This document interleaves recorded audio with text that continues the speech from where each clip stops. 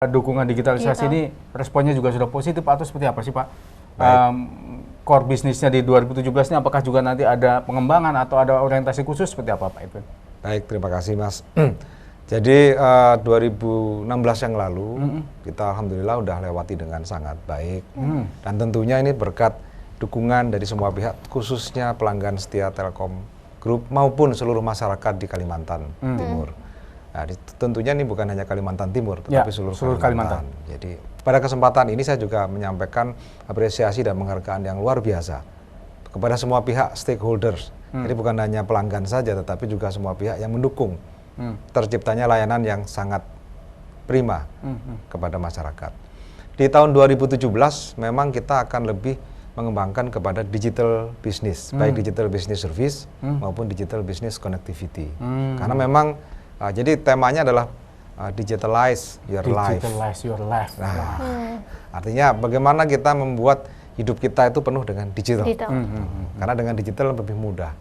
Dari survei membuktikan bahwa beberapa yang pernah saya baca literatur dari hasil penelitian juga setiap pertumbuhan broadband atau digital 10% itu akan meningkatkan 1,21% atau 1,38% pertumbuhan ekonomi suatu negara atau suatu daerah.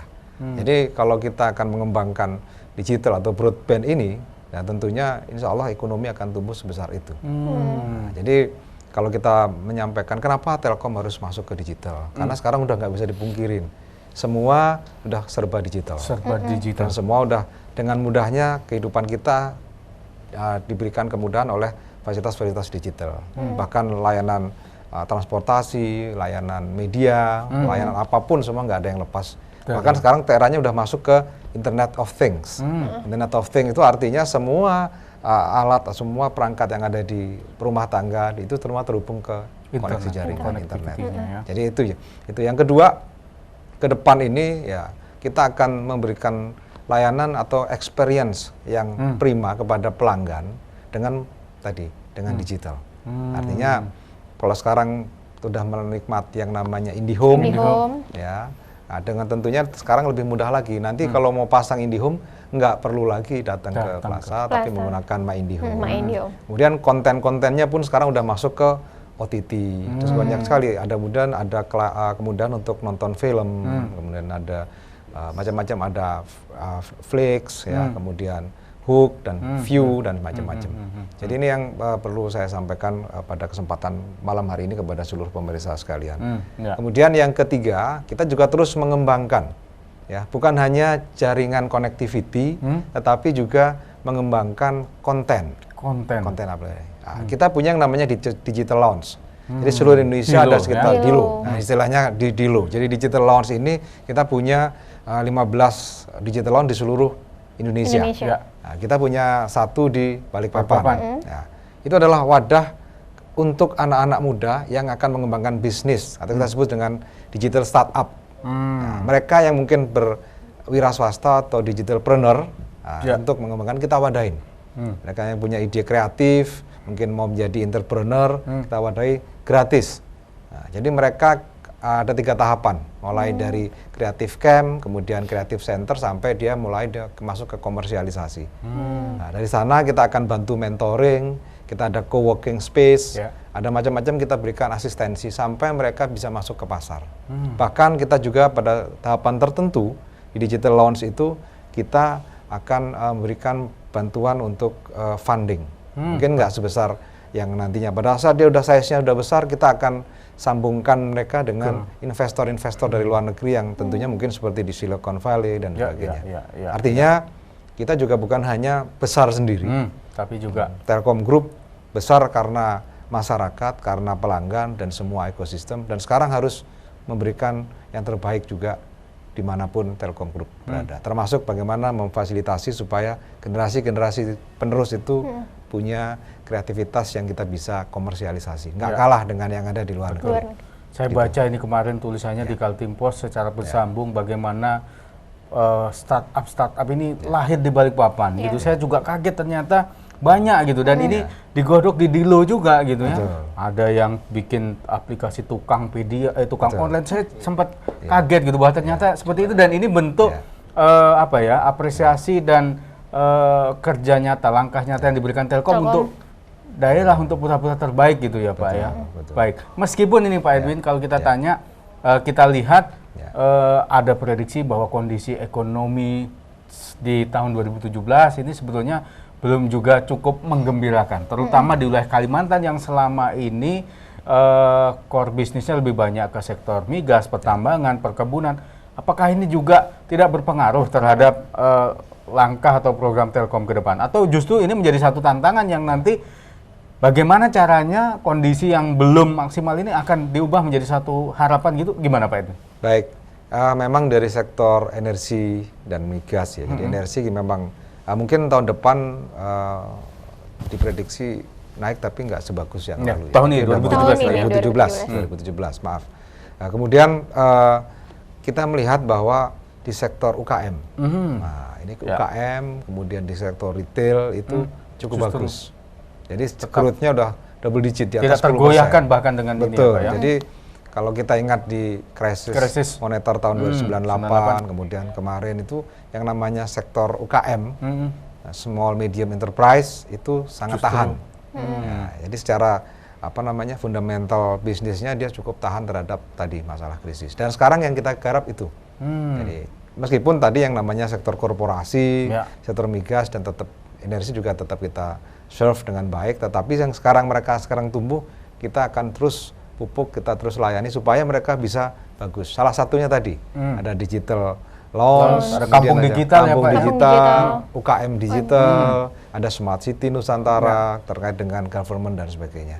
Karena begitu government sudah menggunakan digital, otomatis masyarakat komunitas dan ekosistemnya menggunakan digital. Karena sebagai center government juga kita akan berikan layanan support, kita berikan support penuh untuk mengembangkan e-government bagi mereka. Sekarang sudah serba semua ya Pak ya. Betul. Belakang terakhir kemarin ada e-Samsat, ada pendidikan lebih dulu, kesehatan juga sudah. Betul. Jadi memang yang sudah kita garap di Kalimantan bersama-sama dengan semua ekosistem dan community yang ada di sini adalah mulai dari e-government, e-health, kemudian yang lain lah, education ya, kampus sudah beberapa kampus dan macam-macam. Termasuk sekarang yang udah mulai kita kembangkan ke seluruh Kalimantan adalah bagaimana mengembangkan UKM itu. Itu adalah tulang punggung perekonomian kita yang sangat tangguh, sangat kuat terhadap krisis. Mereka benar-benar kita yang memberikan peluang untuk itu. Nanti kita akan sambung lagi. Perbincangan kita menarik sekali dengan Pak Edwin bahwa ternyata ada banyak pencerahan ya, bahwa ternyata Telkom ini besar gitu, bukan berarti Telkom kemudian tidak peduli gitu ya. Ada satu misi yang tetap harus dipegang Telkom, bahwa misi membangun bangsa itu tetap harus menjadi partisipasi Telkom yang akan menjadi satu prioritas. Nanti kita akan lanjutkan. Ke depan banyak hal. Sekarang kita sering prihatin melihat misalnya kondisi keamanan, ancaman kriminalitas itu ternyata juga sudah mengkhawatirkan. Di penghujung tahun kemarin kita lihat gitu ya, ada kasus pembunuhan di perbunuhan sadis. Di Pulau Mas itu. Ternyata ini banyak hal juga dengan digitalisasi dengan segala macam, ini juga mungkin ada peran Telkom yang bisa dilakukan. Nanti kita akan gali lebih banyak lagi, termasuk mungkin juga peran media itu seperti apa. Nanti kita pengen gali Pak Edwin, karena ini kita di Januari ini bulan yang sangat spesial bagi kami, Kaltim Pos Group. Nah, nanti ini kita akan singgung. Pak Edwin, kita akan tanya seperti apa sih peran media dan segala macam. Jadi Anda jangan kemana-mana, kita akan lanjutkan perbincangan. Kita masih di 007 Corner Hemat dan Jernih.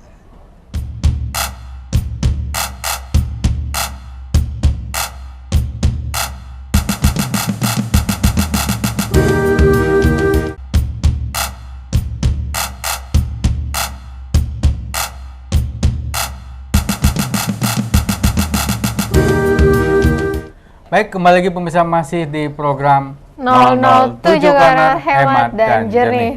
Dan bagi Anda yang mungkin baru bergabung di kesempatan malam hari ini, di segmen sebelumnya kita sudah sampaikan, kita juga sudah hadirkan Pak Edwin Aristiawan, EVP Telkom Regional 6 Kalimantan, yang sudah tadi menyampaikan, satu, mempertegas bahwa layanan SLI 007 dengan promonya 5.030 menit diperpanjang sampai 31 Maret. Jadi Anda yang mungkin selama ini menggunakan layanan SLI 007 dengan promonya, ini ada satu kegembiraan ternyata diperpanjang ya. Kurang lebih ya sekitar 1 jam lagi Anda sudah bisa menikmati itu. Kita akan lanjutkan perbincangan kita masih bersama Pak Edwin dan juga masih ada Pak Anef dan juga Mas Arief Lutfianto bersama kita. Baik, tadi sudah kita singgung Pak Edwin bahwa Telkom dengan segala komitmennya tidak serta-merta meninggalkan atau mengesampingkan mungkin aspek sosial, aspek nasionalisme, kebangsaan.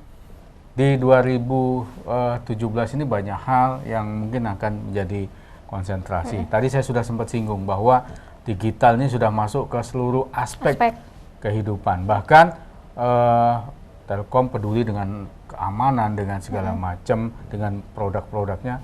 Apakah ini memang sudah menjadi satu komitmen bahwa Telkom juga akan peduli di seluruh wilayah aspek kehidupan masyarakat ini, Pak? Sebagai contoh tadi yang aspek keamanan saya dengan layanannya. Seperti apa ini Pak Edwin, bisa diterangkan? Baik, terima kasih Mas Wiji, Mbak Tias. Jadi layanan Telkom itu bukan hanya untuk khusus tadi yang saya sebutkan untuk pendidikan, kesehatan, tapi ada unsur sosial dan keamanan. Ya, kalau kemarin dengan e-security dengan teman-teman dari Polri, nah kita sekarang juga yang namanya di IndiHome untuk security yang kaitannya dengan perumahan atau individu. Jadi di layanan IndiHome kita punya yang namanya IndiHome View. Jadi IndiHome View itu adalah membuat pemilik rumah bisa lebih aman, lebih yakin, lebih comfort untuk meninggalkan rumahnya. Karena apa? Di rumahnya bisa dipantau CCTV dan dengan harga yang terjangkau. Karena memang banyak juga yang harganya memang CCTV yang tentunya perangkatnya lebih canggih, tapi tentunya korelasinya pasti biayanya lebih tinggi. Tapi dengan IndiHome View itu kapanpun, dimanapun pemilik rumah itu bisa memonitor. Ya, memonitor. Jadi kameranya bisa dilihat dipasang di pintu masuk, atau mungkin di dapur, atau mungkin di dalam ruang keluarga dan sebagainya. Sehingga pada kapanpun kalau seandainya ada orang yang tidak dikenal memasuki rumahnya, bisa langsung dipantau cukup dari gadgetnya. Jadi ada aplikasi di gadget, tinggal connect, langsung bisa melihat tentang kondisi ruangannya atau rumahnya pada saat yang bersangkutan di kantor atau di luar ruangan. Dan tentunya bisa melakukan itu. Yang kedua, ada yang disebut dengan Smart. Jadi yang namanya IndiHome Smart. Jadi di situ itu akan bisa melihat tentang bisa mematikan, menonaktifkan, bisa menghidupkan lagi semua perangkat yang ada di rumah itu ya. Makanya smart home itu smart home. Jadi yang namanya smart home itu rumah pintar itu karena bisa dikendalikan dari jarak jauh, sehingga pemilik rumah bisa melakukan penghematan atau efisiensi biaya terhadap penggunaan daya listrik. Ya, atau mungkin pada saat masih di luar rumah, kepingin di rumahnya AC-nya udah nyala, udah dingin, daripada dia harus nunggu agak lama, kita nyalakan dulu. Yang namanya smart home. Jadi itu beberapa yang tentunya terus kita kembangkan. Termasuk beberapa aplikasi-aplikasi yang tadi yang dikembangkan oleh adik-adik startup tadi. Tentunya Gen Y yang sekarang mungkin mau masuk ke digital business, digitalpreneur, kita kembangkan, kita fasilitasi. Di sana ada yang namanya tukang media, kemudian macam-macam. Karena tentunya ide-ide itu akan sayang kalau tidak dikembangkan oleh kita, dan tentunya akan menguap saja, tidak menjadi inovasi yang bisa dikomersialisasi. Itu aja. Jadi banyak sekali tahun 2017 ini yang akan tentunya Telkom Group dalam hal ini di Kalimantan itu akan terus berupaya memberikan yang terbaik dan membantu bisnis semua pelanggan Telkom Group. Ya, baik. Di satu sisi Telkom tentu tidak bisa berdiri sendiri ataupun bekerja sendiri gitu Pak. Nah ini kami sebagai orang media ini pengen tahu sebetulnya peran media, kemudian seberapa jauh sih komunikasi, mungkin kerjasama yang terjalin antara Telkom dengan media selama ini. Kalau terus terang kami Pak tidak bisa kerja ini kalau nggak ada Telkom. Kenapa? Sekarang ini serba. Wah, tadi yang disampaikan serba. Kita mau ngetik berita, mau ngechat, mau kirim video yang di TV, mau streaming, mau apa. Semua sudah sangat tergantung dengan itu. Jalinan kerjasama sendiri, hubungan antara media dengan Telkom sejauh yang Pak Edwin lihat, khususnya di Kalimantan seperti apa sih Pak? Telkom tidak pernah bisa lepas dari media. Jadi seperti dua sisi mata uang. Yang satu yang bagian membroadcast, kita memfasilitasi tentunya. Dan kita pun sangat memerlukan media. Karena beberapa program kita dan juga masukan dari media itu sangat berarti bagi kita. Yang paling berharga adalah masukan dari masyarakat melalui media. Ini yang paling penting. Karena kita bisa terus mengembangkan layanan, kita terus bisa menyempurnakan kekurangan, itu masukan-masukan dari media. Dan masyarakat itu tentunya melalui media seperti Balikpapan TV ini sangat berharga bagi kami. Dan juga tentunya pada Kaltim Pos, pada kesempatan ini kami Telkom Group, khususnya Telkom Regional 6 Kalimantan, mengucapkan selamat ulang tahun yang ke-29. Nah, kepada besok ini ya Pak. Besok ya, tanggal 5 Januari. Berapa jam lagi? Iya, betul. Berapa jam lagi? Ya, betul. Ya, semoga lebih sukses, lebih jaya, dan tentunya di tahun 2017 ini selalu diberikan kebarokahan dari Allah SWT. Amin. Jangan lupa Pak, besok harus hadir ke Gedung Biru. Insya Allah. Di sini Pak. Nanti kita sama-sama mungkin bersyukuran dengan teman-teman di Kaltim Pos dengan seluruh relasi gitu ya. Jadi peran media diakui Pak Edwin juga sangat besar ya Pak ya. Termasuk mungkin ke depan menjalin kerjasama bukan hanya dalam hal kaitan broadcast ataupun sosialisasi program, tapi mungkin ada beberapa kegiatan yang bisa kita kawinkan atau kita sandingkan gitu ya Pak ya. Karena sangat mungkin. Dengan komitmennya pengelolaan CSR mungkin atau apa ya kalau di ini ya di BUMN ini sebutannya kan beda gitu ya kalau yang ini bukan CSR juga. Jadi mungkin kita seperti pernah kita kerjasamakan dulu dengan beberapa dari teman-teman di Kaltim Pos, itu kita mungkin dengan mengembangkan semacam cyber community, kemudian cyber city, dan tentunya itu perlu kita dengan teman-teman media, karena teman-teman media banyak sekali ide, banyak sekali masukan, banyak sekali insight yang tentunya saling melengkapi. Kita punya kompetensi di infrastruktur dan services,